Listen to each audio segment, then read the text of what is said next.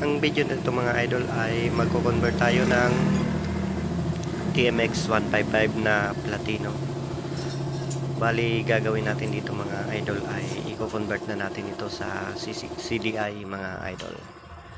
So panoorin nyo ang video na ito at huwag kalimutang mag-follow sa ating Facebook profile para lagi tayong updated sa ating mga bagong videos.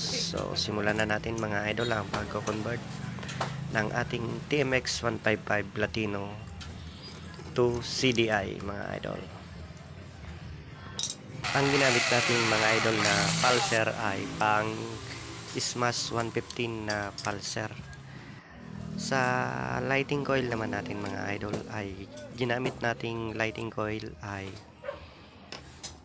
Honda Dream or C100 na lighting coil. Unang gagawin natin mga idol ay lagyan natin ng bracket yung pagkakabitan ng ating pulser mga idol. Kung mahilig ka sa mga ganitong klase ng videos, paki-share naman ng ating mga video.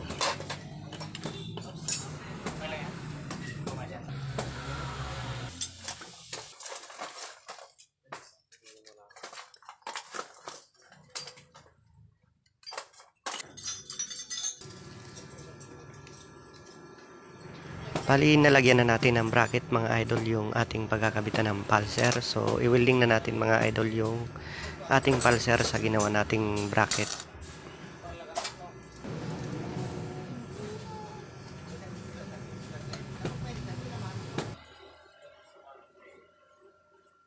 Kailangan pala mga idol pag tayo ay mag-timing ng ating kuryente sa ating pulser, dapat naka-top dead center yung ating piston. I-check natin kung naka-top dead center na yung ating piston gamit ang screw.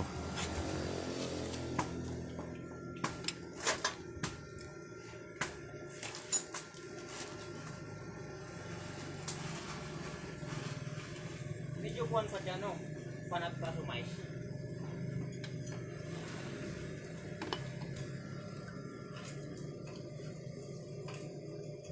Palibot ka dyan.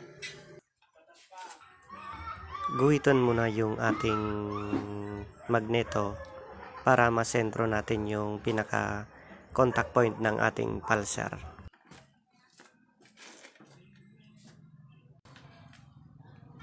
Yan pala ang pangalawang ginuguhitan natin. Diyan natin ilalagay yung ating trigger ng pulser.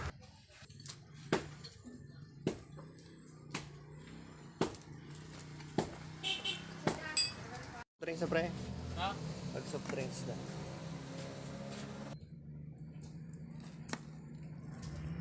I-welding na natin yung ating trigger ng pulser.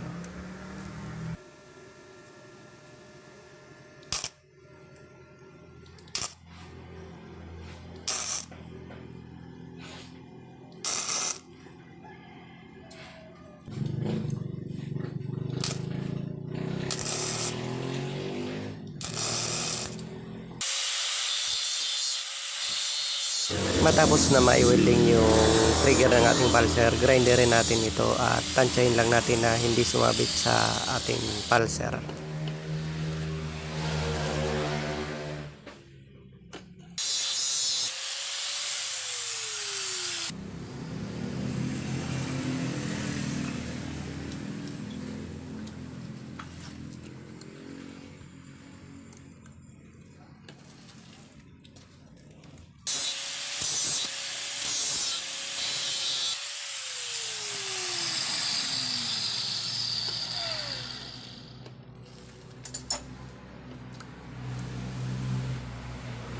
Saktong-sakto na yung pagka-grinder ng ating trigger.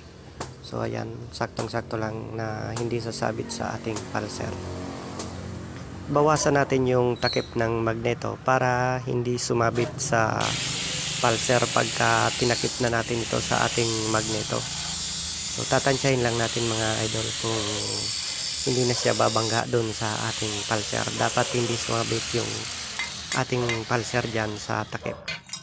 Abangan nyo mga idol ang part 2 ng ating video. Salamat sa inyong panonood.